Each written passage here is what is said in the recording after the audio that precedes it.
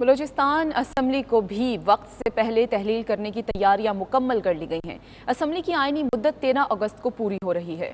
بلوچستان کے نگراں وزیر اعلیٰ کے لیے حکومت اور حزب اختلاف کی جانب سے مختلف نام بھی سامنے آ گئے۔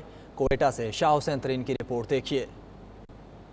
بلوچستان اسمبلی کی آئینی مدت 13 اگست کو پوری ہو رہی ہے۔ اسمبلی کو قبل از وقت تحلیل کرنے کے لیے حکومت اور حزب اختلاف نے تیاریاں مکمل کر لی ہیں۔ حکومتی ذرائع کا کہنا ہے کہ بلوچستان اسمبلی کو تحلیل کرنے کے حوالے سے آئندہ 24 گھنٹے انتہائی اہم ہے۔ وزیر اعلیٰ قدوس بزنجو بھی 3 ہفتے کے بعد آج کوئٹہ پہنچ رہے ہیں، جس کے بعد نگران وزیر اعلیٰ کی تقرری کے لیے سامنے آنے والے ناموں پہ حتمی مشاورت کا امکان ہے۔ بلوچستان عوامی پارٹی نے نگران وزیر اعلیٰ کے لیے 3 نام تجویز کر دیے ہیں، جن میں سینیٹر کوہدہ بابر، میر اعجاز سنجرانی اور نصیر بزنجو شامل ہیں۔ وزیر اعلیٰ بلوچستان نے پارٹی رہنماؤں کی مشاورت کے بعد اپوزیشن لیڈر کو نام بھیجنے کا فیصلہ کیا ہے۔ حزب اختلاف کی جانب سے بھی 3 نام سامنے آئے ہیں، جن میں JUI کے عثمان بادینی، BNP کی جانب سے حمل کلمتی کا نام تجویز کیا گیا ہے۔ نگران وزیر اعلیٰ کی دوڑ میں سابق سینئر بیوروکریٹ شبیر مینگل کا نام بھی شامل ہے۔ نگران وزیر اعلیٰ کی نامزدگی کے حوالے سے وزیر اعلیٰ قدوس بزنجو اور اپوزیشن لیڈر ملک سکندر ایڈوکیٹ کے درمیان آج ملاقات متوقع ہے۔ دوسری جانب مولانا فضل الرحمان کا اختر مینگل سے ٹیلی فونک رابطہ ہوا۔